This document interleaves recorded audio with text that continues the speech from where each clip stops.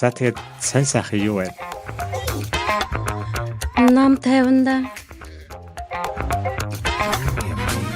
Одоо тэгээд бичээд эхэлсэн үү? Юу вэ? Эхэлсэн юм уу? Тийм бүгдээрээ бичиж эхэлсэн шүү. За нэг бол бүр эхнээс нь хэлж олно. Тэгээд шилээтэй шүү дээ тий.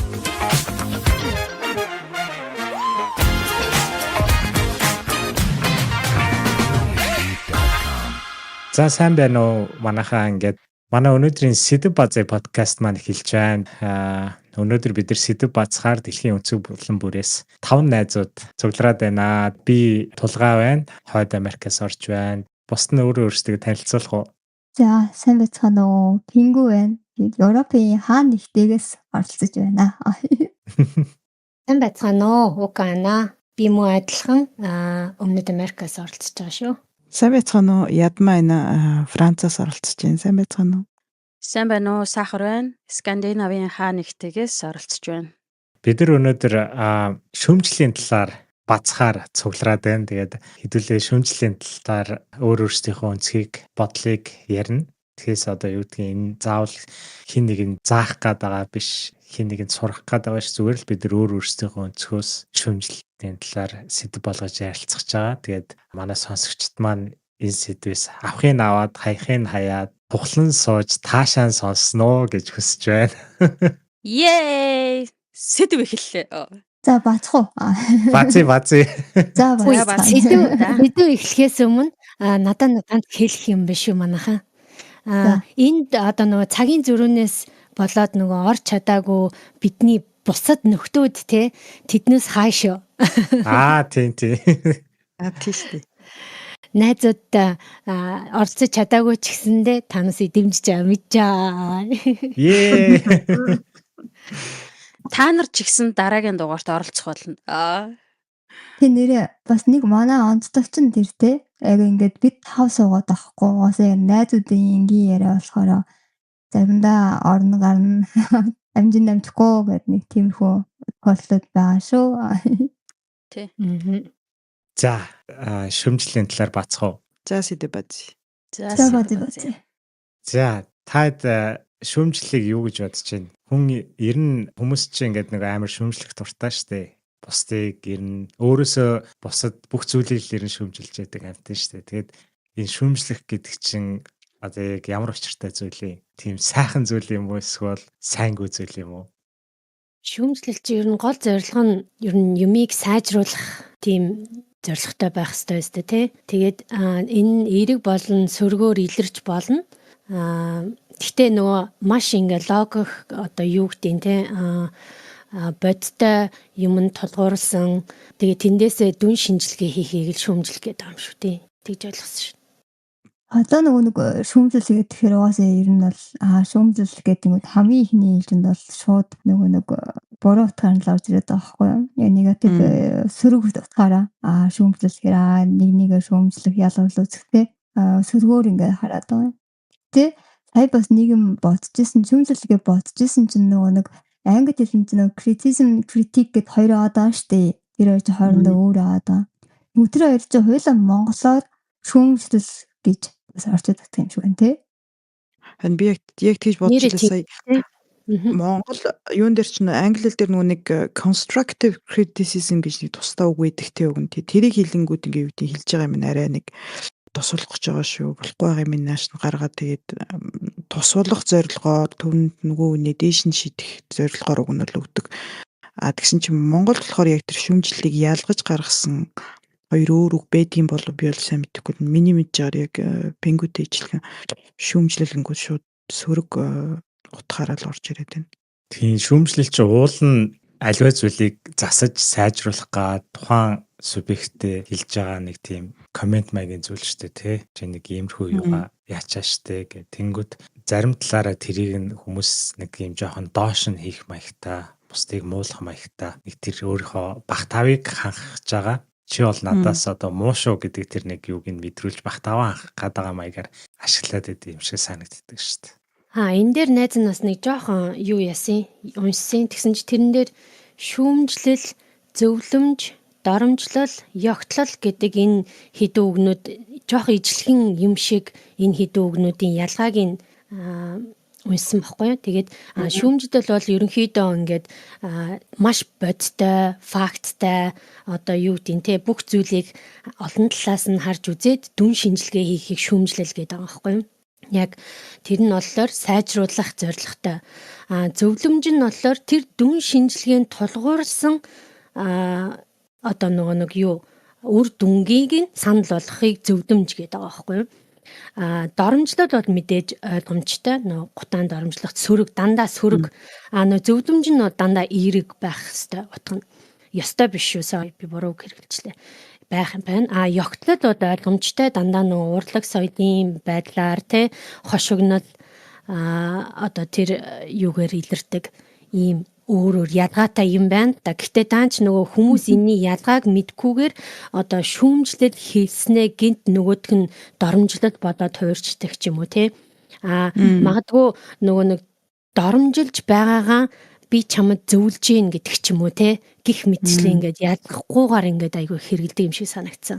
Яг нэрээ тэгдэг штт. Одоо нөгөө ер нь юмыг амар хэтрүүлдэг юу айгүйх байгаад байдаг те.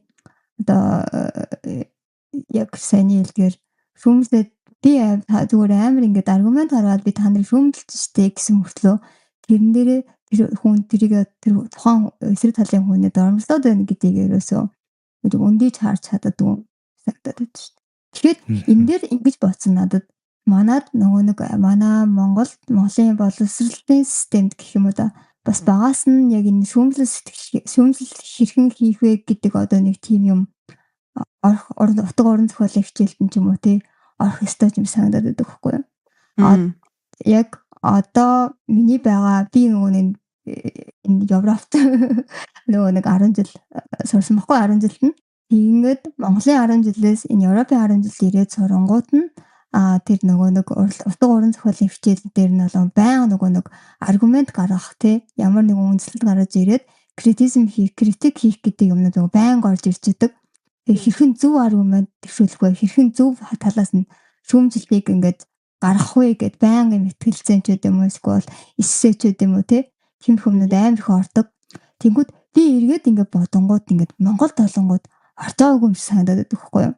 Тэгэхээр гэтээ магадгүй би нөгөө нэг дунд ангиасаа шилжсэн болохоор нөгөө нэг алхах ангид ордог ч гэж магадгүй би мэдэхгүй. Гэтээ дунд анги хүртэл бол би бол хэрэг үзээгүй байгаа даа байхгүй юу?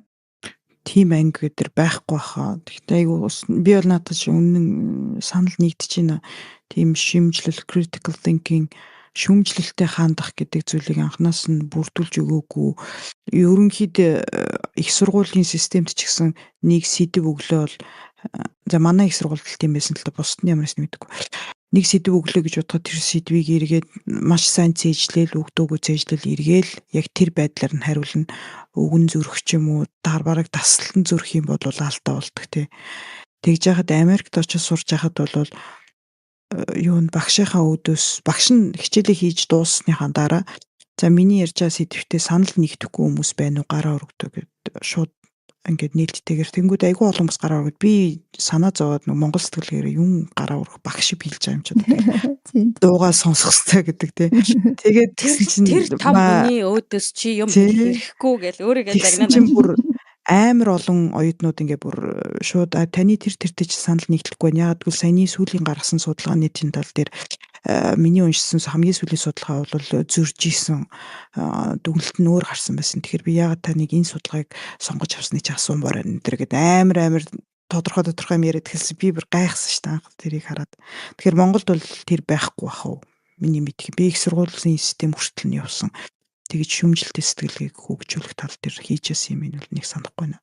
Нийгмийн бас ялгаа энд айгүй том хүчин зүйл болоод ах шиг байна тий. Одоо жишээлбэл хуучин манайх чин коммунист тийм социалист нийгэмтэй байлаа штэ. Тэнгүүд социалист нийгэмд одоо юу гэдгийг шүүмжлэл гэдэг бол яг тэр хин нэг засаж янзлах гэхээсээ илүүгээр айгүй ихэр тийм буруутгах, шийтгэх одоо шившиг болгох ийм нэг хэрэгсэл байсан юм шиг надад санагддаг байхгүй. Тэнгүүд барууны нийгэм тийм чөлөөтэй арчсан нийгэмд болохоор шүүмжлэл гэдэг нь бүр яг эсэргээрээ хин нэг ингээд сайжруулах гэсэн, сэхэрүүлэх гэсэн нэг арай тийм эерэг утгатай яваад байх шиг надад анзаарагдаад байдаг байхгүй юу? Түрүүний биднээсээ нөгөө ярьсан шүүмжлэгч одоо critical хүмүүсийн талаар ярьлаа шүү дээ. Critical thinking хүмүүс, шүүмжлэгч хүмүүс хоёрын хооронд бас жоох ялгаатай юм билээ шүү манайхаа. Энэ дээр ямар ялгаа байгаа гэж бодож байна. Шүүмжлэгч нь нөгөө хувь хүн рүү дайрдаггүй. Тэрийг хэлээд байна уу? Одоо хувь хүний жишээлбэл энэ ийм ажил болсонгүй гэж хэлэхийнхээ оронд чиний зан ааш юу гэдэг чи залах уу байна, эсвэл чи юу гэдэг хувь хүний өөрийнх нь personality зан ааш төлөврөн дайрсан юм хэлдэм болов? Харин тий биднээсийн дотор ч гэсэн яг ингээ шүүмжлэгч гэхээр жоохон сөрөг утгатай орж ирээд байгааз.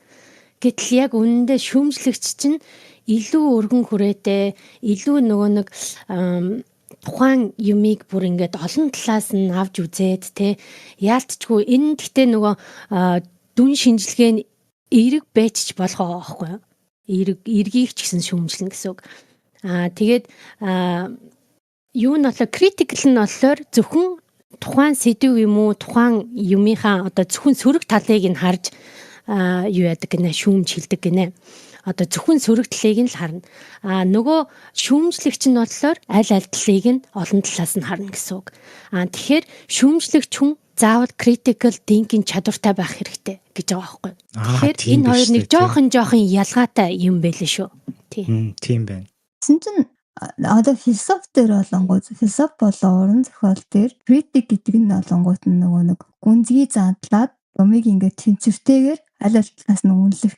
Criticism гэдэг нь болохоор нөгөө нэг илүү эмоц талаасаа сэтгэл ханамжгүй байна. Энэ ингээд энэ таалагдсангүй гэдэг хвчлэн юм сөрөг төлөвтэй байдаг гэж үздэг гэдэг аахгүй юу?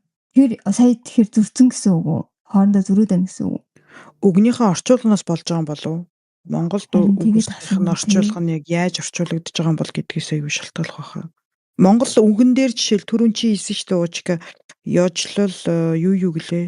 Шүүмж, ёжлол, доромж, зөвлөмж тэр үгнүүд ямар байдлаар орж ирд юм бол ямар утгаар яаж тайлбарлагдд юм бод гэдэг нь сонирхолтой. Тэгвэл утгыг гаргаад ирчвэл магадгүй саяны ойлгох гээд хэдүнгийнх нь яриад байгаа зүйлийн ялгааг илүү тодорхойлох юм болов? Надад нэг асуулт байна. Ямар хүн илүү их шүүмжлэмтгий болчдгийг бас ямар хүн шүүмжлэл авах дургүй болчдгийг юм бэ? Би сэтгэл зүйн үүднээс нь өөрийнхөө мэдтийг хэлчихв. Тий, харин тий. Яг одоо өссөн орчноос шалтгаалаад гэр бүлийн орчин нь жишээлбэл одоо хэр их шүүмжилдэг байсан одоо юу гэдэг аав ээжийн жишээлбэл ямарваа нэгэн зүйлийг засаж өгөхдөө тэрийг ямар байдлаар засдаг байсан, шүүмжиллэр засдаг, эсвэл айгүй их тийм доошо нөгөө нэг humiliate-нтэй ингээд доош нь хийсэн, доромжилсан байдлаар чи тэнийг юм уу хайш ингэж чаддаггүй гэж хэлж гинүү, эсвэл чи тэн дээр ингээ алдсан байлээ. Одоо зүгээр хийх гэж оролдъё гэдэг ч юм уу. Энэ ер нь хандлага нь ямар байгаагаас шалтгаалаад энэ юун дээр сэтгэлийн гэмтэл дээр тэгж үздэг байхгүй. Зарим одоо том болцсон, зарим нь шүү дандаа бүгдээрээ биш, зарим нь шүүмжлэлт амар эмзэг. Хүн шүүмжлээгүй байсан ч гэсэн тэрийг шүүмжилж гин гэж хүлээж авдаг ч юм уу. Нэгэсэндээ тархиныхын хувьд бол амар тийм дотоод дохион айгу хурдан ажилдаг гэх юм уу да. Жохон ингээд нөхцөл байдлыг харж байгаа ингээд жохон ч гэсэн ингээд шүүмжиж байгаа юм шиг сэтгэгдэл төрүүлэх юм бол нэг үл өөрийгөө хамгаалалтаа ингээд чи юу яриад байгаа би тгээгүй штэ гэдэг. Эсвэл нөгөө нэг дуугаа олоод чимээг болоод дуугаа хураагаад үг нь алга болоод гэх маягаар хариур үзүүлж байгаа хүмүүс байгаа хгүй юу? Миний үйлчлүүлэгчийн дунд л та. Тэнгүүт бага наснд тэр шүүмжлэл гэдэг үгний ойлголт яаж орж ирсэн? Зан аашийн тал дээр ер нь яаж ажилдаг, яаж магадгүй засч исэн, эсвэл засахгүйсэн гэдгээс шалтгаалаад тэр шүүмжлэл гэдгийг ойлгоц айгүй шалтгаалх юм шиг санагдаад байгаа. Харагдаад байгаа надад. Тэр нөгөө нэг юу байж болох вэ? Өөрийнхөө амьдралд ингээд сэтгэл дундуур байдаг хүмүүс яг тэр сэтгэл дундуур байдлаа хин нэг шүүмжлэгч гэдэг юм уу? Тийм байдлаар илэрдэг гэж болох уу? одоо хүнийг шүүмжлэх эсвэл нийгмээ шүүмжлэх ер нь бүхэл зүйлээс нэг юм өөгийг харж шүүмжилдэг. Байж болох л юм тий. Юуны сэтгэл зүйн хамгаалах механизмын нэг хамгаалах механизмд ордог projection гэдэг механизм байгаа. Тэр механизмаар болохоор өөрийнхөө дотор хүлээн зөвшөөрч чадахгүй байгаа зүйлийг бусад хүмүүс дээр шүүмжилдэг. Нөгөө өөрийнхөө толгой дээрх харж чадахгүй юу гэдэг лээ Монгол нэг хэллэг байдаг штэ. Толгой дээрх хэрэг ярьж чадахгүй хүний хэрэг лөө одоо чи хэрэгтэй юм гэж хэлж юм юм да. Яг тэрэн шиг тэр өөрийнхөө дотор хүлээн зөвшөөрч чадахгүй байгаа зүйлийг бусад хүн дээрээс олж хараад тэгээ бусад хүн рүү гараад чичилдэг гэх юм да. Тэгэхээр тэр утгаараа бол байж болох юм болов гэж бодож байна. Би бас тэгж бодоод байдаг шүү. Хүн ер нь өөрийнхөө яг нөхцөлтэй занг амир мэддэм болов гэж бодоод байдаг хгүй. Өөртөө одоо би өөрийнхөө өөсөв те яг хүн өөрөө аягүй мэдээд байдаг. Тийм сороо нэг мэдээд тэр нь өөрт нь таалагдахгүй байгаалаа гадны итгэдээс тэр нэг занг хамгийн түрүүлж хараад тэгээд ингээд шүүмжлэх гээд байдаг бас байж магадгүй гэж бодоод байдаг хгүй.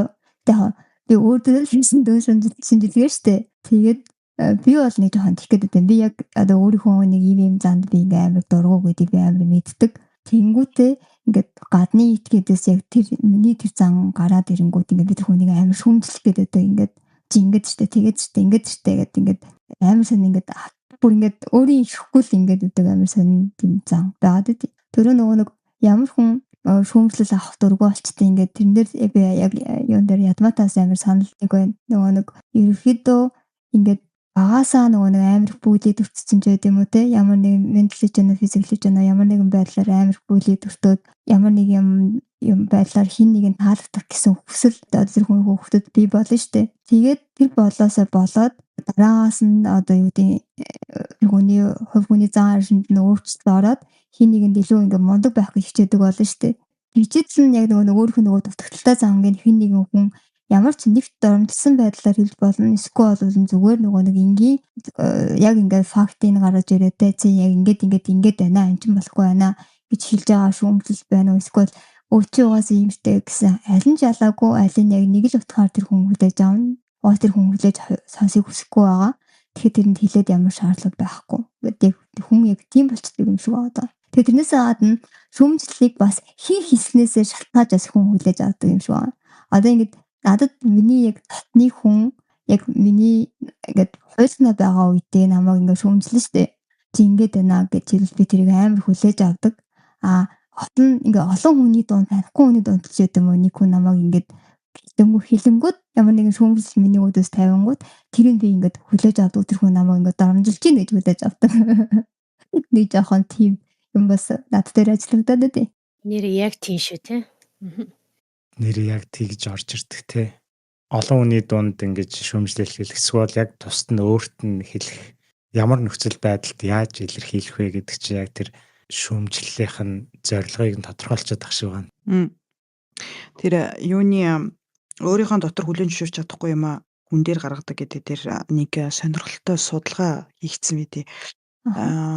Гомофоб буюу одоо ижил хүсний харилцааг гомофобия гэдэг чтэй тий ижил хүсний харилцааг одоо доош нь хийсэн тийм байж болохгүй ёстой энэ бузрын зүйл одоо юу гэдгийг тэгж хэлж байгаа хүмүүс болон гомофоб үзэлгүй хүмүүсийн дунд хийгдсэн судалгаа байхгүй. Тэгээд тэр хийгдсэн судалгаа нь болохоор сонирхолтой нь юунд MRI машин дотор functional MRI машин дотор суулгаад янз бүрийн зурагнууд харуулад тэгээд зүрхний зохиолд юуны пенисний хэмжээ юуны нэг юугдвэл blood circulation гэдэг чинь blood flow цусны эргэлт баярлалаа. Цусны эргэлтийг нь пенист очиж байгаа цусны эргэлт дээрээс нь эрекшных нь хэмжээ эдрийг хэмжсэн баггүй. Тэгээд тэр зургийг үзэж явах үед нь тэгсэн чинь судалгааны үр дүнд гарч ирсэн юм нь зураг үзсэн одоо гомофоб лесби эсвэл гей хүмүүсийн зургийг үзсэн тэгсэн мөртлөө хомофоб үзэлтэй хүмүүсийн дунд эрекшн хамаагүй өндөр байна гэж байгаа байхгүй. Тэгээд судалгааны дүгнэлт нь болохоор магадгүй гэдэг энэ бол судалгаа шүү дээ. Судалгаа чи өөр ингэсэн лимиттэй. Гэхдээ магадгүй гомофоб үзэлтэй гомофоб одоо гей хүмүүсийг үзий яддаг хүмүүс өөрсдөө магадгүй тэрэн дотор жижиг ч гэсэн үнэн зүйл өөрсдөд нь байдаг. Тэрийгэ хүлээн зөвшөөрч чадахгүй учраас бусдыг шүүмжилдэг, тэр смогомфоб хүмүүсийг шүүмжилдэг гэсэн. Тийм судалгаа гарсан мэт. Сонирхолтой. Ямар сонирхолтой юм те. Нэг юу юм шүү. Хүн үнийг нь хэлэхээр илүү хөөрлөдөг. Үнийг нь хэлсэн хөрөвшөөтэй гэдэг юм шүү. Яг тэгдэг шүү дээ. Яг тий. Нөгөө манай монголчууд ингэж ярьдаг штэ. Өөрсдөө юу ч хийж чаддгүй хүмүүсийг шүүмж хэлдэг гэж энтэй санал нэг байна уу? Үгүй ааж. Тэр хайр айгуу сайн санагдаад байдیں۔ Одоо ингэж манайхан за чи юу одоо ялангуяа яг нэг бодлын нэг одоо хармаас айгуух байгаа штэ. Яг энэ үед болонгууд яг энэ бодол үзэл бодол бас ингэж дэлгэрж байгаа нь бас зөв бас байх. Нөгөө талаасаа бас ингэж арай нөгөө нэг жоохон сайн юм яа тэгдэж штэ. Өөмө амьдрал үзээгүй чи юу мэдээ амьдрал үзээгүй гэж гээд нөгөө нэг ярингууд нөгөөдөлгөө тэгдэж штэ. Тэгвэл яг ямар үед хин яг юу туулаад яг юу үдцсэн байж ич одоо амьдрал үдцсэн гэж тодорхойлох гэдэг чинь амар сонин тодорхойлолт байгаа шүү дээ тий. Юу үдцсэн байвал за энэ хүн амьдрал үдцсэн байна энэ хүн одоо юм хэлэх хэрэгтэй гэж хэлэх гээд байгаа юм. Амар гоё асуулт шүү дээ. Тий. Тэр айгуу тийм ойлгомжгүй хоцгүй болчиход байгаа даахгүй. Тэрнтэй адилхан хүн окей яг хүн заавал тэрийг ингээ хийсэн байх албагүй шүү дээ сүмжлэлтэй байгаа юм аа. Гэтэ ингээ голдох итгэж нүднээс гаднах ингээд толны санаас ингээ харж байгаа гэсэн үг шүү шилний санаас. Тэгээ харж байгаа юм чинь тэр хүний харааных нь одоо тэр харж байгаа тэр өнцгөн шал өөр байгаа. Тэгэхээр илүү их уг нь бол арай өөр юм харах юм шүү тий. Мэдээж дормжлолт биш болвол зүгээр яг үнэхээр факттай тий юутай шүүмжил байх юм бол яа тэр хөтөөж авч болохгүй гэж бодоод байдаг шүү. Тийм тий. Ингээд тахгүй өөрөө хариулчихдаг. Чиний саяны асуусан асуулт чи аюу гоё санагдлаа. Яг ямар шалгуураар тий хэний хүнийг амьдрал үдсэн гэж хэлэх юм. Одоо жишээлбэл магадгүй тий бид нэр ингээл хүүхдүүдтэйг ингээл ярьж байгаад бидний хүүхдүүд биднээс илүү юмыг ойлгоцсон. Тий ингээд юмыг аюу зүв бий үгүй эрүүлэр хүлээж авдаг ч юм ингээд янз бүрийн байдаг. Гэтэл тэд нар ч гэсэн бас өөрсдийнхөө хэмжээнд 4 5 6 7 8 насыг бол өнгөрүүлсэн л баг шүү дээ тий. Тэгтэл бас л амьдрал үдцсэн өөрсдийнхөө хэмжээнд амьдрал үдцсэн. Тэгэхээр асуулт нь их гоё санагдлаа саяны ямар шалгуураар үзэж байгаа гэдэг нь. Юу гэж харсан тэр 10 жил дунд сургуулийн нөгөө боловсролт хүүхдүүдийг хэрхэн одоо critical thinking хийлэгдэг юм бэ гэдгийг одоо энэ гадны сургуулиудаас өөрөө одоо хүүхэд сургаад явж байгаа болохоор харж байгаа тийм. Тэгээд манай бид нарыг тэгвэл дунд сургуульд байхад яасан юм бэ гэхээр бид нарыг ч угаасаа хам хүний өдөөс юм ярьж болохгүй багш гэдэг бол өстой агуу амтан ээж эцэг их гэдэг бол бүр өстой суутан тий. Тэгэхээр тэдний өдөөс юм хэлэх бол энэ бол аимшигын зүйл. Тэгэхээр чи бол гачаа амтан дуугаах хэрэгтэй гэсэн тийм л хүмүүжил байсан шүү дээ тий. Тэгэхээр эдгээр бол ерөөсөө тийм байхгүй одоо ээж аав гэдэг бол найз гэсэн нэг тийм ойлголт төр. Тэгээд найзаасаа хүн чинь айн жигшин чөлөөтэй байхгүй тэг үзэл бодлоо хэлэхгүй байх гэсэн юм байхгүй. Найз нь ч гэсэн буцаагаад чи өстө тэнэг амтан жоохон юм байж гэсэн нэг тийм үсэхгүй. Тэгээд ер нь бол эцэг их байхаас илүү найз байгаа ч гэсэн тийм зөвлөмжийг айгүй их одоо эцэгхийн хурал дээр өгд юм билээ. Тэгээд хүүхдийг буцаад нөгөө боловсролын байгууллага нь яаж юм критикл хийлгээд байна гэсэн чинь эхлээд ингээд уншуулж бичиж сургаж байгаа. Тэгээд яг уу цэцэрлэгт бол айгүй чөлөөтэй эднэр бүр ингээд юу хамаагүй ярьдаг те та нар хүүхдүүдээ очиж авахд харж л байгаа. Юу ч хамаагүй ярьдагтээс далцсанцгааж өгж байгаа байхгүй ингээд очиод авахд за бас арай л амар юм ярьцгаадаг уу гэж бодохоор нөгөө бүр тэнцээ бүр юу л бол юу ч хамаагүй урсаалын жалчаал энэ хүүхдүүд айгүй өөрхөн ярьж идэг. Тэгээ одоо ингээ харахаар айгүй хайр хүрмээр тэрийг хинч хажуунаас нь багш нь хараад чи юм балан амиараад байгаа ингээ зогсоохгүй эцэг ихэнч тэхгүй хөрхөөрдөө сонсоол ээждэг тэр яриануудын. Тэгээ манай охин ч гэсэн тэр дунд ингээд чадхаараа далчганаат ингээд юм ярьж л байгааг ингээ хараа зогсохоор заримдаа инээдтэй заримдаа ингээ хөөрдмөр заримдаа ямар мундаг юм бэ хүүх манай хүүхдийн юм боддtiin үү гэж бодмор ч юм шиг юм хөөх юм яриад идэг. Тэгэхээр тэр хүүхдийн хооронд болж байгаа яриануудыг бол эдгээр идэвхтэй дэмждэг юм байна. Тэгээд дунд сургуульд орохоор уншуулж бичүүлж сургангуйтаа ном уншуулж जैन. Тэгээд номон дээрээс юу гэж ботсныг айгүй их яриулдаг те. Тэгэнгүүт жоохон дунд ангид ирэхээр нилээн бичүүлдэг болоод эхэлчихэж байна. Тэгээд тэр бичиж байгаа зүйлээс нь эн чин чи ингэж бодоогүй л байна да гэдэг бичсэн зүйл дээр нь бас дүгнэлт ингээд багш хийхдээ энэ чиний бодол биш байна гэд тэ. Тэгээд нөгөө хүүхдий чинь ингээл одоо манайхаар бол улаан ирээн болгол явуулж байгаа юм л да. Гэхдээ энэ дээр ингээ асуудал байна. Чи энийг хаанаас гаргаж ирж бодоод байгаа? Энийг чи хэний бодол гэж ботсон учраас чи ингэж энийг өмөрж бичиж байгаа юм ч гэдэг юм уу те. Гих мэтлэн тэнгүүт ингээ хүүхдийг шатаагаад байгаа юм байна гэж би сүлд ойлгосон байхгүй. Тэр хүүхдийг алдаатай байна. Чи асуудалтай байна. Чи тэнийг бодож байна гэж байгаадаа биш. Тэр хүүхдийг илүү их өөрийнх нь юм natural унган одоо тэр сэтгэлгээг дэмжих гэх юм уу critical хийх гэж тэгээд байгаа юм байна гэж утсан. Тэгээд нөгөө хүүхд чинь бүр угаасаа шарн гоцоогоод очихороо багшаа та одоо яагаад ийм юм бэ ч гэдэг юм үү те. Тэгээд тэр хой хүн рүү нэхлээд ингэж үтсэн те. Та намайг ийм болохоор ингэж юм уу сүүл рүүгээ сэдв рүүгээ орно. Тэгээд яг үндсэн яг биччихсэн зүйлээ те.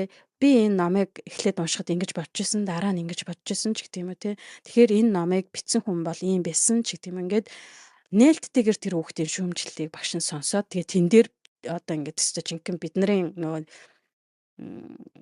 араас нь бөө юм болж авдаг 5 оноо гэж өгч явах жишээ нь. Би энэний чинь гаргаж ирэх гээд байсан шүү дээ гэдэг. Түүнээс чиний алтаатай бичиж байгаа нэг үгэнд одоо нэг үсгийн алтаа гаргалаа гэж байгаа ерөөсөө асуудал байхгүй. Энийг чинь гаргаж ирэх гээд байсан юм а гэх. Тэгээд ийм ер нь бол юмсыг хардаг, сонждог, боддог. Тэгээд тим этгээдийг ер нь бол гаргаж ирдэм байх, бэлддэм байх. Тэгээд угаасаа систем нь одоо тэр дүрм журман тэр хүнийг угаасаа бэлтэж байгаа. Тэ ингээд сайн иргэн байх гэх юм уу да тий. Тим хүнд бэлтэж байгаа. Гэхдээ нөгөө талаас сайн иргэн юуг олж хардаг байх юм бэ гэдгийг бас бэлдээд байгаа юм байна гэж ойлгосон. Тэгээд та нарын байгаа газар бас ер нь бол юу яадаг бах одоо иргэний оролцоо бол дандаа шүүмжил дээр явдаг бах гэж би бодоод байгаа байхгүй. Энд бол яг тэгдэг одоо Скандинавын орнууд бол тим нэг урайтай байд юм бэлээ. Ил тод байдал тэгээд нэмхэн шүүмжлэл тэгээ иргэний оролцоо гэдэг. Тэгээ эднэрийн бас нэг жоохон жоокулж байгаа бие бинийгээ шалж байгаа байдал байдаг байхгүй нэг тийм жижиг гэрээлүүд яваад идэх байхгүй ингээд ер нь Скандинав хүн болвол өдөр бол маш ингээд нийгэмд кул бие авч явж ирсэн орж ирээд хэвээр ажлынхаа газрыг хэвээр шөөмжлээд эсвэл тэр нэг автобусны буудлын дээр юу алсан талаар шөөмжлээл тэ ингээд хаашаа л хаашаа тэр байгууллагуудыг одоо харьяалж байгаа авч явж байгаа цаашаа урагшлуулах тэр нийгмийг урагшлуулах эсвэл тэр сургуулийг тэр багшийг сайжруулах юунуудаа шүмжлэлүүдэд илгээж идэг.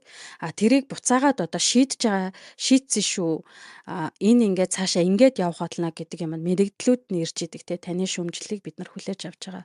Эсвэл таны шүмжлэл бол хит ингээд хувийн шин чанартай байнаас ч гэдэг юм ингээд үнэлгээд өгнөлтүүд нь ирчдэг. Тэгээ нүдэн дээр одоо юу гэдгийг тэр мэдгүй одоо шүмжилсэн автобусны буудлын ч юм уу те ингээд засагдаад явцдаг ч юм уу. Тийм юм би болдог учраас одоо нэг хүн ч гэсэн те тэр автобусны буудлыг шөөмжүүлэхгүйгээр өнгөрөхгүй гэсэн юм бол бараг байхгүй дээ. Энэ яагаад эвдэрчөө гэдэг харж идэг. Тэнгүүд манад бол эсэргээрээ за энэ ингээ эвдэрчлээ тийм. Тэгэд буцаад харахаар одоо ингэж л хүмүүсийг ер нь бол critical thinking хийлэгдэг болдсон байна гэж тэрийг зааж өгд юм байна гэж бодсон. Зааж өгдөг шүү дээ санал нэгдэж гин үү. Энд нэг танил 14 настай нэг охин одоо ярьж исэн чи тэр манай найзын хүүхэд яг сонгуул болох үе болж исэн Францад. Тэгсэн чинь тэр 14 настай. За би тэрний дэвшигчдийг харсан хөтөлбөртэй танилцсан. Ер нь бол нэг нь бол арай гайгүй юм бэлээ. Экологийн тал руу их чиглэсэн бэлээ. Тэргээд амар аргументууд нь задлж ирээд байгаа. Тэг би бүр гайхаад бурхан минь 14 настай хүүхэд тэр чин сонгуул өгөх насандаа ч хүрэг байгаа штэ. Тэгсэн мөртлөө амар нээлттэйгээр яриад тэгээд би аав ээжтэйгээ харьцаж байгаа яриаг нь ч гэсэн харахгүй тэр хүүхдийг ингээд аав ээжтэйгээ ярьж байгаа яриа эргээд хэлж байгаа зүйлүүдийг ингээд харсан чинь аав ээжтэй ч гэсэн амар тийм нээлттэй харилцдаг юм дээр нөө би мэдгүй надад санал нэгдэхгүй шүү дээ. Би бол тэгж боддог энэ төр. Тэг би бодохгүй ерэн зүгээр энэ шүүмжлэл гэдэг зүйл чинь энэ бол зүгээр миний хувийн бодол шүү. Шүүмжлэл гэдэг зүйл яасан юм дээр магадгүй баг бүр жоохон наснаас бүр баг 2 наснаас эхэлдэм болов гэж бодож байгаа хгүй. Яа тэгэхээр за 0-2 нас хүртэл хүүхд ингээл за ээж авахын хэлсэн юм бүгдийг л хийж байгаа шүү дээ. Тэгэхээр 2 наснаас эхлээд хүүхэд үгүй гэж эхэлж эхэлдэг те. Үгүй би тэр чи өмсөхгүй, үгүй би тэр тоглоом тоглохгүй, үгүй би ингэхгүй гэд. Тэг ингээд нэгэсэндээ өөрийнх нь identity-гийн тэгээ хувь хүн гэж хэн бэ гэдгийнх нь хамгийн ихний жижигхэн нэг бүтүүлэг үүсэл нь бүтүүлэгч гэж одоо тийм нэг rudimentary хамгийн ихний үүсэл нь болов гэж боддог байхгүй юу. Тэнгүүд тэр үүсэл дээр тэр үгүй гэж хэлж байгаа үүсэл дээр эцэг эхчүүд ямар хандлага гаргаж байгаагаас шалтгаалаад жишээлбэл үгүй чи миний өвдөөс юм дуугарах ирэхгүй чи зүгээр дуугаа миний хэлснийг хий. Тэр өмдийг өмсгсөн бол өмс чамд тий одоо би чиний ээж чи аавч гэд дуугаа зүгээр өгөнд ор гэд манад өгөнд ор гэдэг үг амар ашигладаг шүү дээ. Тэнгүүд тэр ингээд баг багаар тэр жижигхэн асаж хэлж ийсэн магадгүй одыг нь буулгадаг унтраадаг юм болов гэж бодсон. Энд миний ажиллаж байгаагаар бол хүмүүс ингээд хүүхдүүдтэй харьцахтаа багаас нь ингээд амар хүүхдүүггүй гэл за окей чи тэг ингээд юу гэдэг нэг өмдийг өмсөхгүй гэл тэгээд өмдийг өмсөхгүй байх гэж байхгүй шүү дээ өмсгөж л таарна. Тэгвэл тэрийгэ хэлэхдээ окей тэгвэл чи ягааны өнөөдөр өмсгөө саарлын маргааш өмсгөө юу гэдэг чинь эсвэл 2 брокколи идэх үү 5 брокколи идэх үү гэд ингээд сонголтыг өгсөн мөртлөө сонголтгүй сонголт гэх юм уу. Тийм байдлаар ингээд тэр жижиг 2 наснаас ихэлсэн бий болох гэж би хүн болох гэж хичээж байгаа хичээл зүтгэлийг нь дэмжиж явчдсан болов гэсэн тийм бодол төрж орж ирсэн надад. Тэгээд эцээс шүүмжлэл гэдэг чинь юу юм те шүүмжлэл гэдэг чинь authority figure буюу те ингээд өөрөөс нь за илүү ч юм уу дутуу ч юм уу ингээд дарга байл цэрэг байлаа гэхэд даргийнхаа өдөөс оюутан байлаа гэхэд багшийнхаа өдөөс за хүүхэд байлаа гэхэд ээж аавынхаа өдөөс юм хэлэх чадварыг хэлээд байгаа шүү дээ. Би таны энэ хэлсэн зүйлтэй чинь санал нэгдэхгүй байна. Яагаад гэвэл гэдэг. Тэгэхээр тэрний анхны хүүсэл нь бол миний бодлоор бол эцэг их хүүхдтэйгээ харилцаж байгаа харилцаанаас үүсэлтэй болов гэж бодд юм аа. Тэр нөгөө сая сонголтгүй сонголт гэдэг дээр нэг яг тэгж харагдаад байдаг те. Яг би хүүхдгүүлтэй. Гэхдээ ингээд ер нь ингээд яг энэ Европынхны хүүхдүүдтэйгээ энд нэг годамжинд явж байгаа ч юм уу энд ингээд харилцаж байгаа харилцааг сонсохоор тийм 8 хийгээд байдаг те. Тэгээд бас нэг 2-3 тийм хүүхдийн хүмүүжлийн талаар нэвтрүүлэг энэ төр үзсэн. Тэгсэн чинь тэрэн дээр Монгол одоо би өөрийгөө яг ингээд бодоод үзэнгүүт ер нь за тэгж болохгүй ингэж болохгүй яагаад болохгүй ингээд тэр зүгээр олон юм ярьлгүй болохгүй гэдэг нэг тийм сонголттой байна шүү дээ. Тэнгүүд эдгээр олонгууд эргөө нөгөө ээж аауд нь яг яагаад болохгүй юм гэдгийг тайлбарж өгөн. Тэгээ одоо саяны өмнөдөн дээр жишээлбэл яриулна. За чи энэ өмнөдөг өнөөдөр ингээд өмсөө явуулна.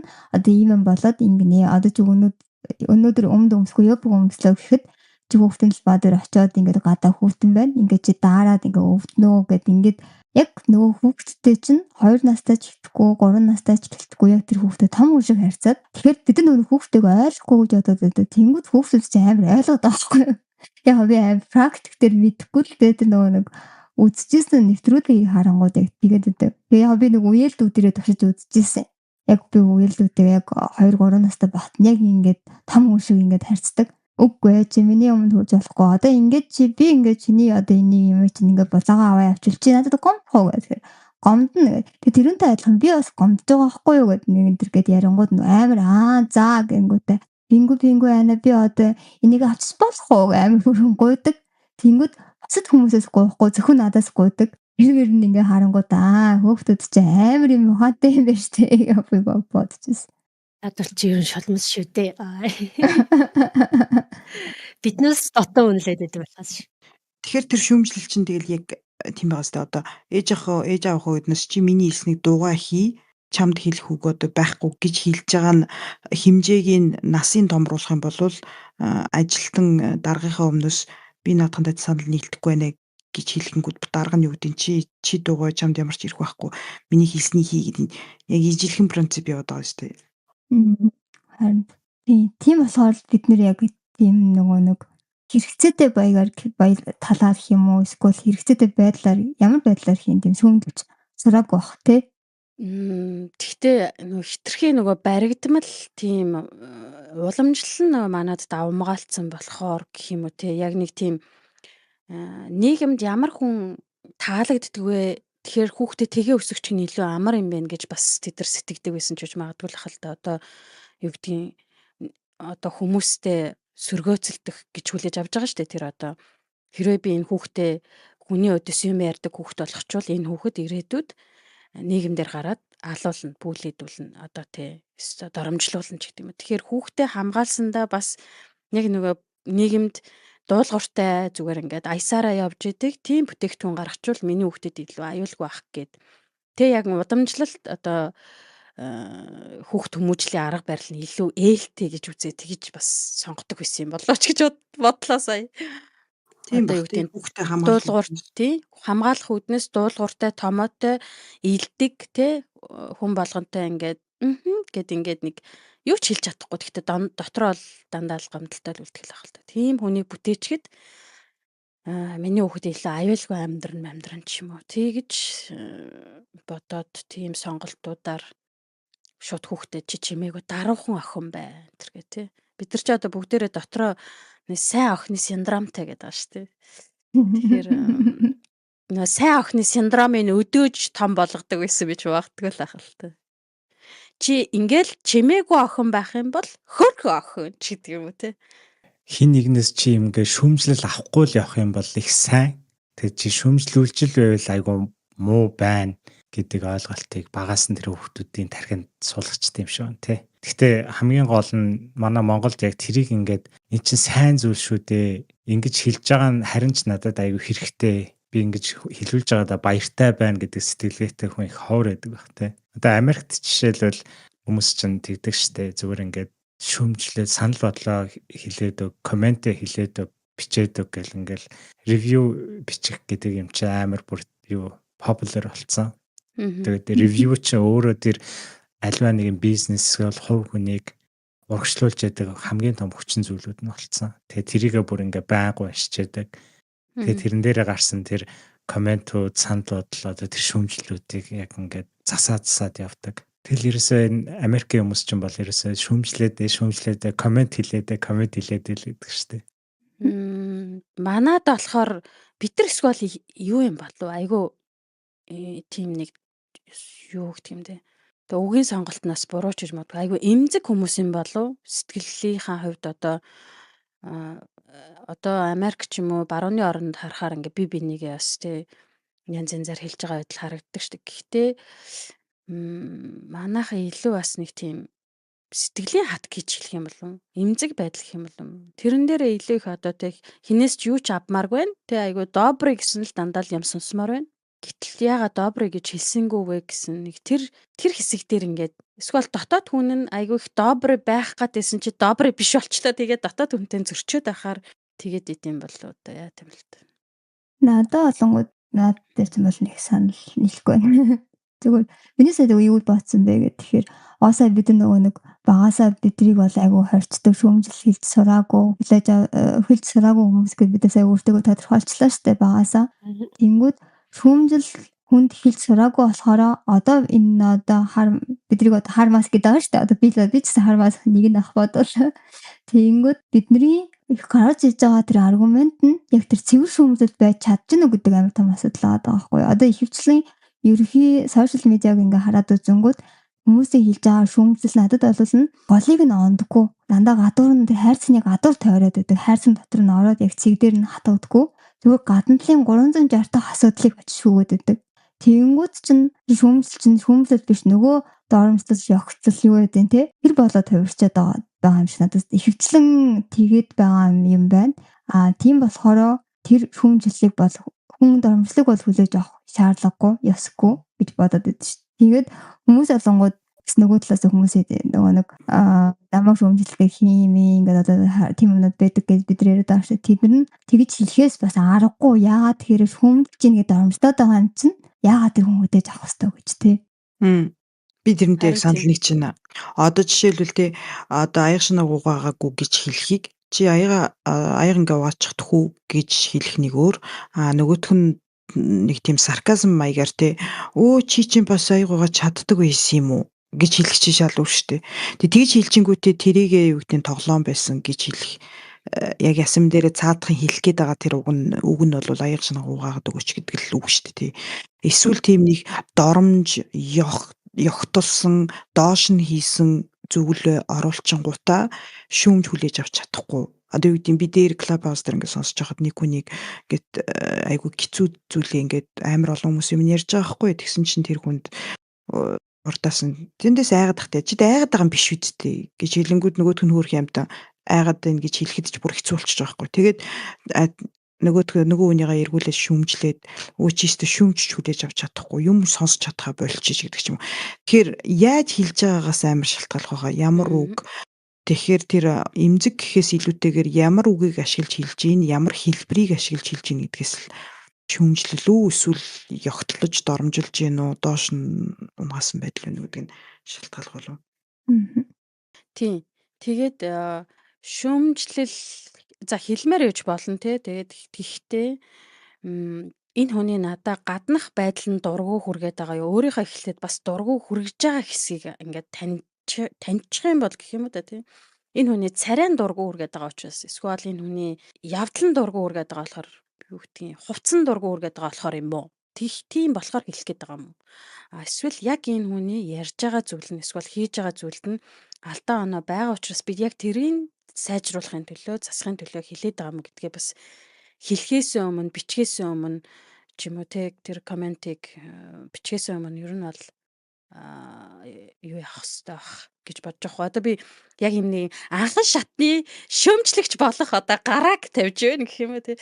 Тэгэхээр ер нь бол нэг тийм ер нь бол тэр хүний гаднах зарай зүс ч юм уу те хэлбэр дүрс бие авч явж байгаа байдал бол хинт ч хамаагүй тэр хүний юунд зориод юуг хийх гээд байгаа юм те юу бүтээх гээд байгаа юм яг юуг хэлэх гэжсэн чи чиний дургу өрөөд байгаа тэрэн дээр нэлээс анхаарлаа хандуулчвал байгаа оноод шүмжлээ айгуу сайн хэлж чадах байх гэж одоо шүмжлэгч болох гэж байгаа хүмүүстэй хэлээд байгаа юм те. Тэгэхээр ихэнх тохиолдолд одоо манай шүмжлэгч нарыг харахаар дандаа яг тэгээд гараад байдаг байхгүй юу? Чиний хамарчин амир тэнийг юм аач гэдэг юм уу те. Яг хийж байгаа юмд нь тэр хамар ямар оролцоотой юм бэ? Тэр хамар айгуу гай болоод байгаа юм уу те. Тийм байхгүй. Тэнийг тэгж л харагдаад байгаа санагдаад байдаг шүү дээ те. Чи амир тэнийг өстой үстэй юм аач гэдэг юм уу те. Тийм бүр тийм нэг өөрчилж болохгүй зүйлийн те. Өөрчлөх боломжгүй зүйлийн одоо хамрыг өөрчилж чадахгүй өндрийг өөрчилж чадахгүй, үсийг өөрчилж чадахгүй шүү дээ. Тэр тийм өөрчилж чадахгүй зүйл рүү чиглээд байна те. Одоо над дээр иржсэн нэг шүүмжлэл юм байдаг байхгүй.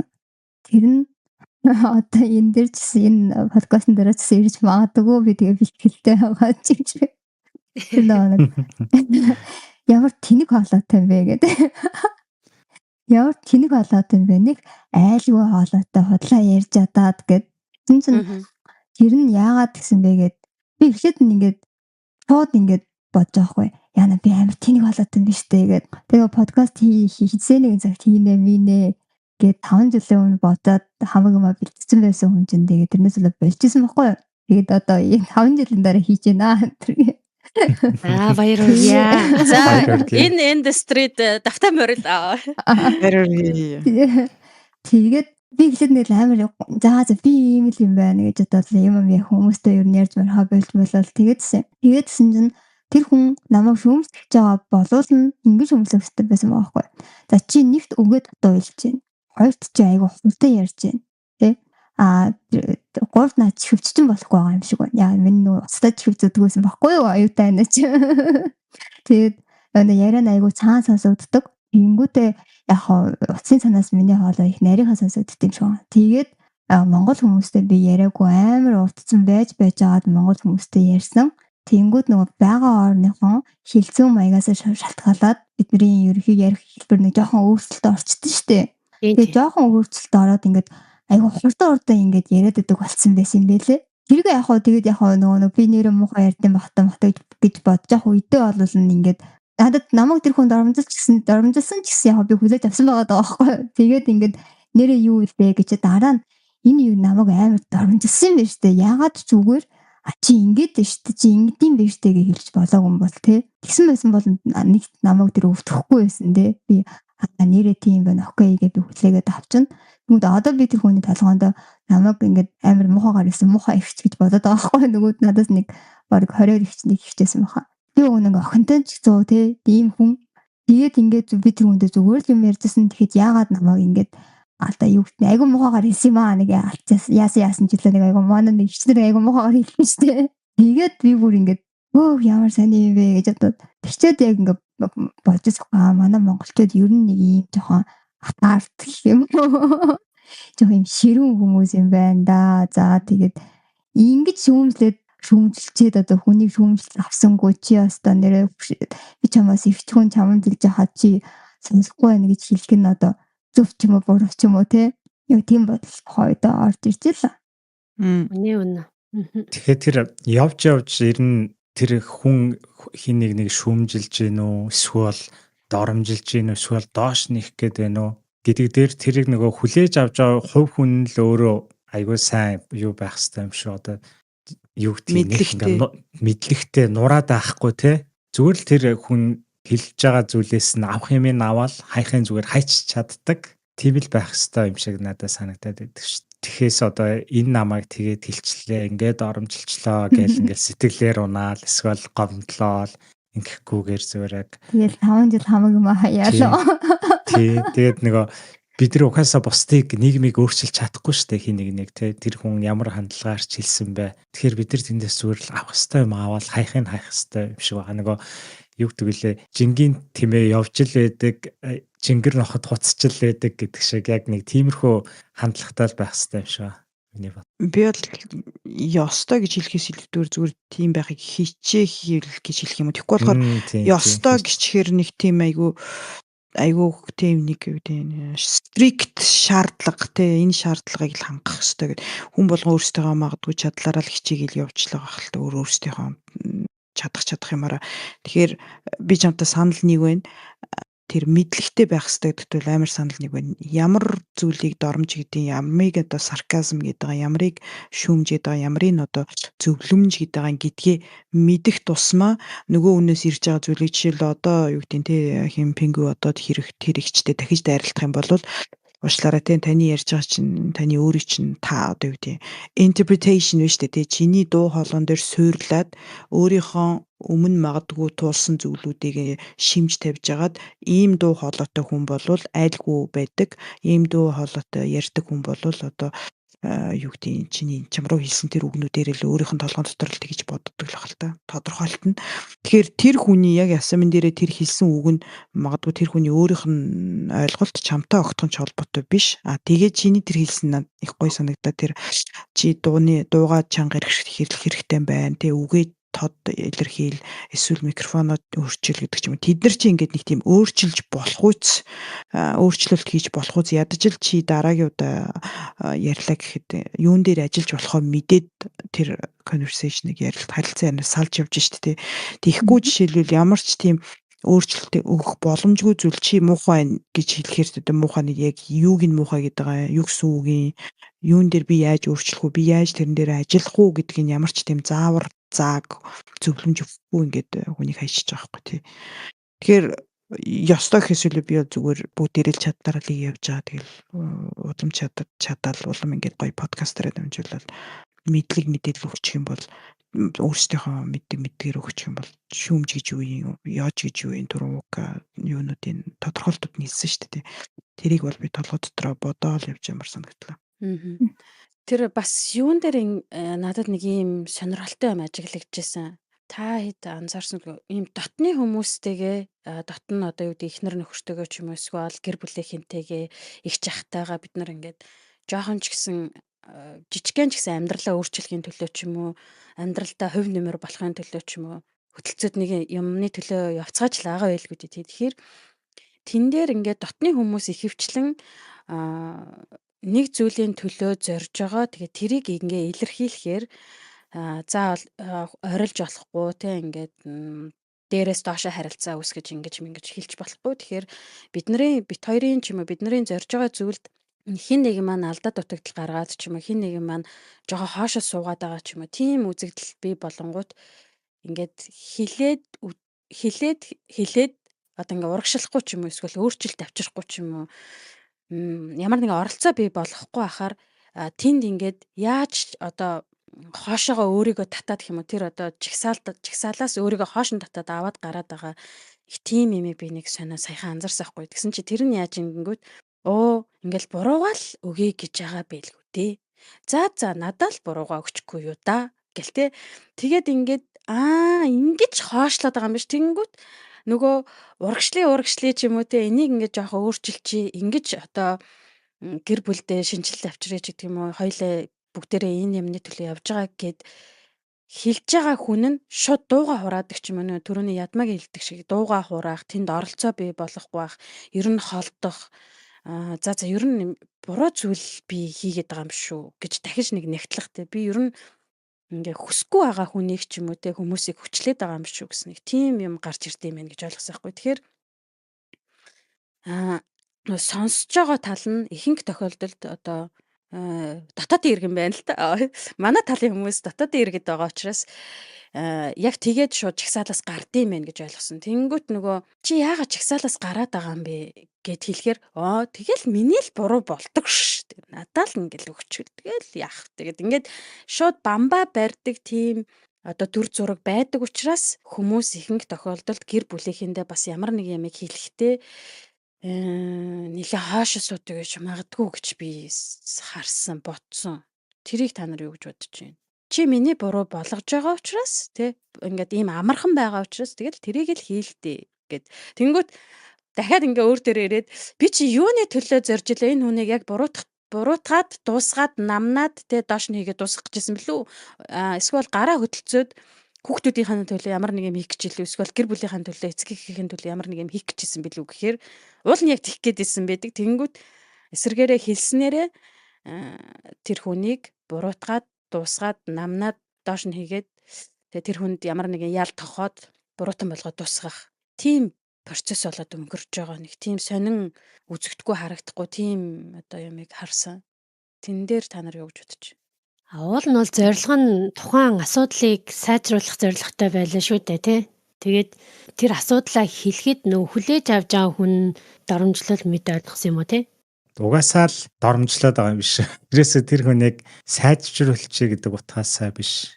Үгүй шууд доромжлол одоо амархан штэ. Одоо юу гэдгийг чиний энэ одоо тэнэг өсч амар тэнэг байна гэдэг ч юм уу тий. Айгу амархан штэ тэр чинь. Тэгэхээр юу гэдгийг хоёулаа ийм юмны төлөө зорж байгаа учраас чи энэ дээр нэг жоохон нэг алхам хийчих. Тэгэхээр би энэ талаас ч орж ирээд түшээд аваач гэдэг юм уу. Гэр бүлд бол иймэрхүү яриа бол айгүй их болж байгаа хаа. Одоо эцэг эхийн гэр бүлд ч юм уу их жахтайгаа өссөн гэр бүл маань одоо бас өөрийн бүтээж байгаа гэр бүлд бол энэ бол байнга явагдаж байгаа. Тэнгүүт нөгөө талаас их жах маань ч юм уу те гэр бүлийн маань хүмүүс юу гэж хүлээж авч ийн гэхээр буруугаал тохох гээд байгаа юм биш те. Тэгэл амархан байгаа бол буруугаал тохчихгүй да. Окей гэд нэг юм майхан доор орчоод байгаа юм шиг надад санагдаад байгаа байхгүй юу? Нэгэсэндээ чиний хэлийг гэж уг нь бодоод байгаа зүйлийг хэлэхгүй бишээ сонсохгүй зүгээр л за чи надад буруу тохох гэдэг тэгвэл буруугаал тохчих гэж хэлээд байгаа юм байна тийм үү? Yes. Тэгэхээр би энэ цаана байгаа мессежийг сонсохгүй тий. байхгүй тийм. Тэгэхээр одоо юу гэдгийг юуны төлөө хідүүлээ гараа хатгалцаад ямар нэгэн зүйл өөрчлөлт шинжилт мэдгүй хідүүлээ одоо юу гэдгийг үнэхээр хэцүү гэр бүл төссөн бол энийг өөрчлөе л доо гэсэн гараа хатгалтуулна байгаа гэж би ойлгоод байгаа байхгүй тий. Хэрвээ хідүүлээ өгтлээ задуулж исэн гэр бүлд байсан бол хідүүлээ хүүхдүүдэд задахгүй байл та ч гэдэг нэг тийм гараа хатгалт бол биднэрт байгаа гэж би ярилцлага байгаа гэж бодож байна. Би бол тэрийг аягүй тод санаад байгаа.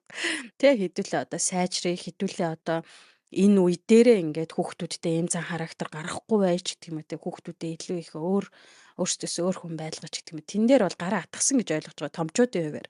Тэнгүүт би нөгөөдгөө санаад яваад идэг. Тэнгүүт нөгөө талдаа ингээд хэлэхээр за тэгэл буруугаа өгөх амархан байгаа бол би майхан лугаа орлоо гэдэг нэг майхан дор үлдээд байгаа хүмүүс байгаа юм биш үү бид нар гэж ер нь нийтээрээ тийм байгаа юм биш үү гэж бодсон.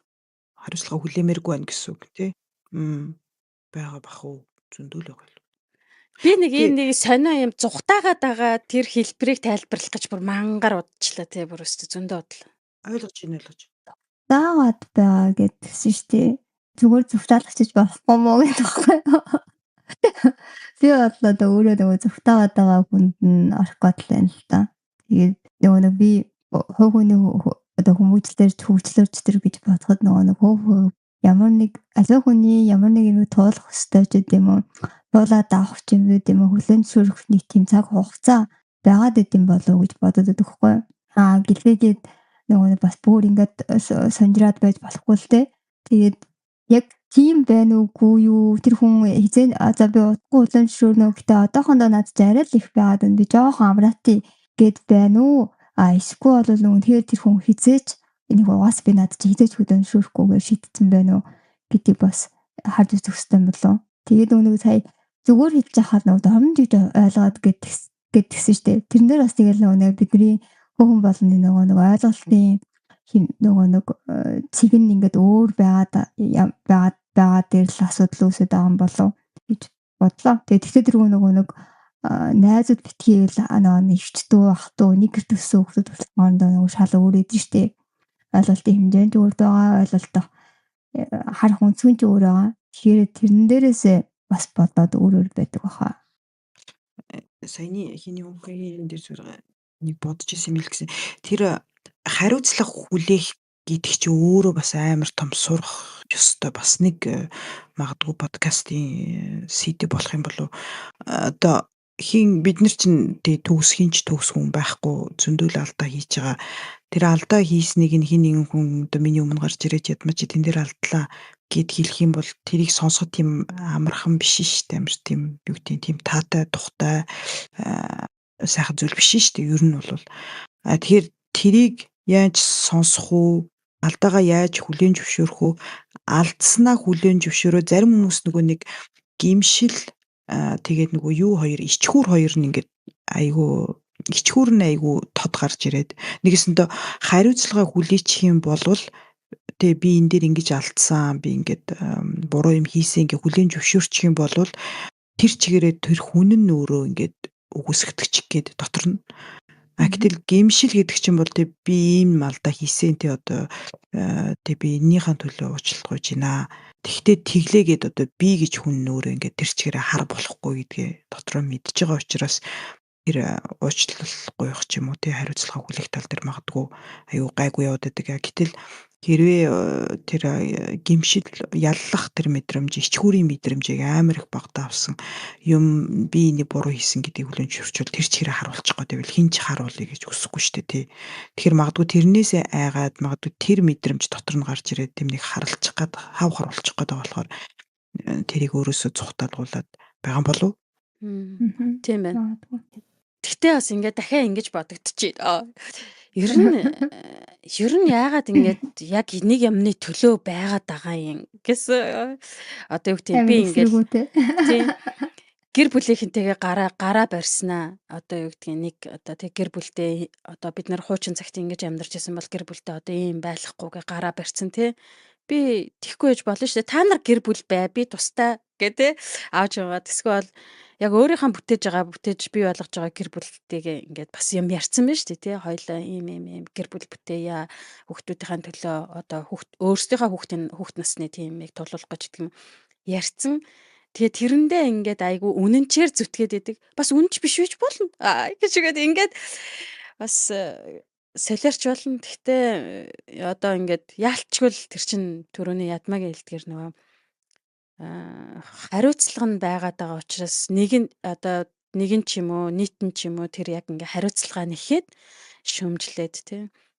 тэнгүүт нөгөө талаас нь яг над чиг төрөний одоо үгүй би тэр нийгэм дотор чи би амьдрдаггүй шүү дээ үгүй би тэр гэр бүл дотор чи амьдрдаггүй шүү дээ та нар тустай гэд ингэж бас явж байгаа хүмүүс байгаа юм байна л да тэгэхээр тэр байгаа унахгүй ч гэж бас бодлох юм байна одоо магадгүй ээж аавын маань гэр бүл төссөн хүмүүс надтай гэр бүл бишээ хэдүүлээгээ хооронд ярьсан тохирсон нэг юмны төлөө нэг өөрчлөлтийн төлөө гэсэн юм байхгүй ах чинь би тэгээ зүтгээд ээж магадгүй тий.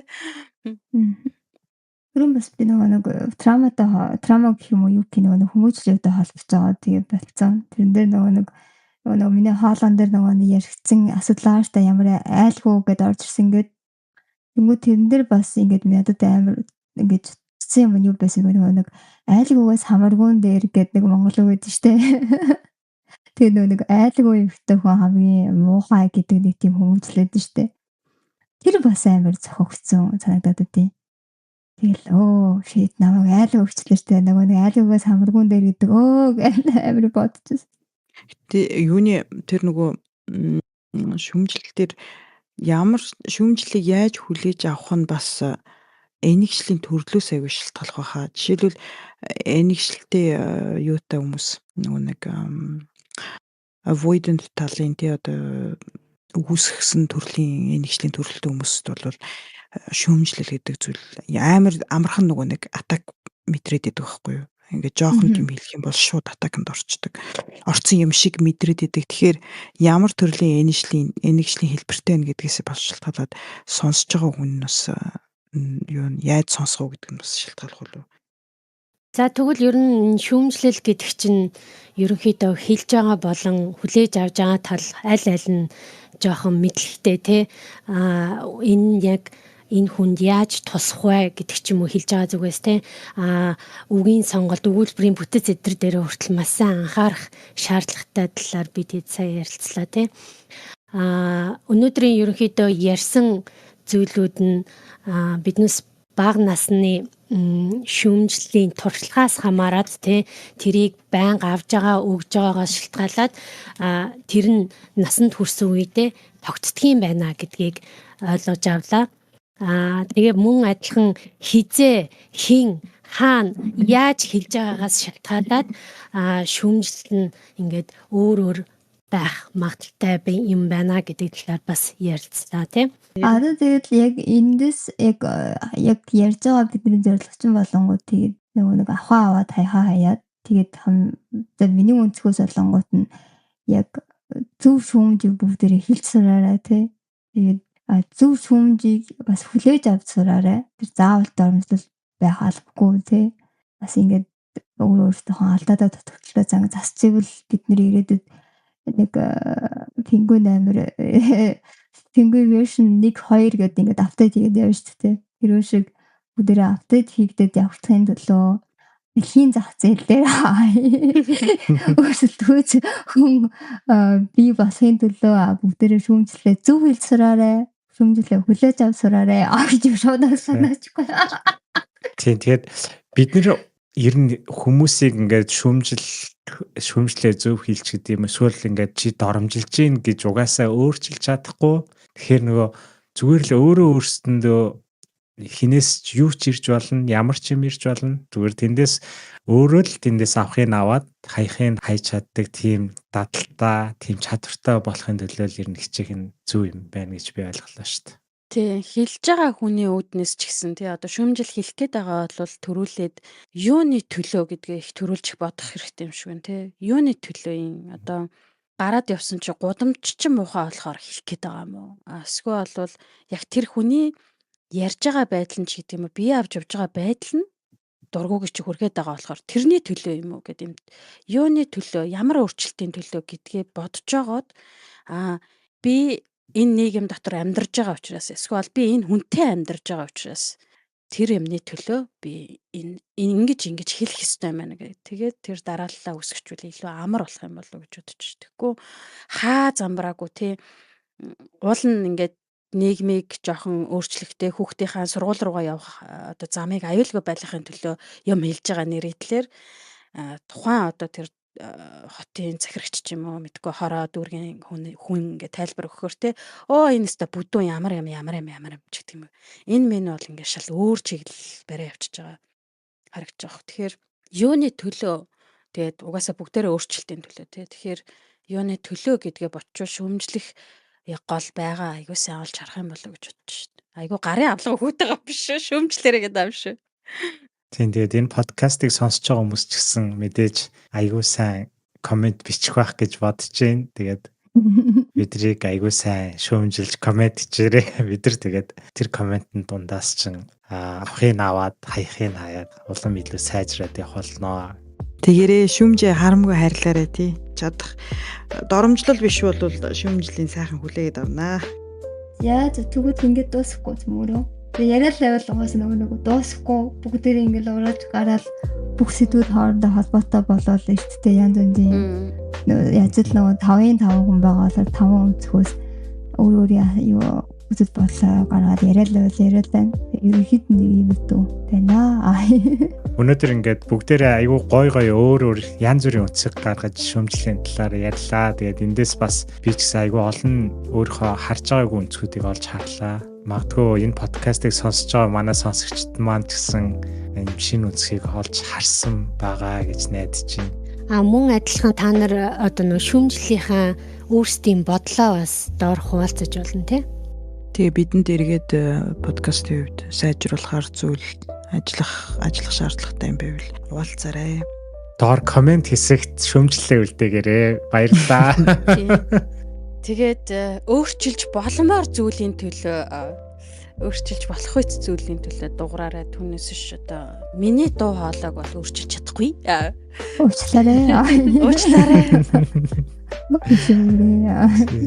За бүгдэнд нь маш их баярлалаа. Өнөөдөр цаг гаргаж ярилцсан бүгдэнд нь баярлалаа. Баяртай. Баярлалаа. Баярлалаа.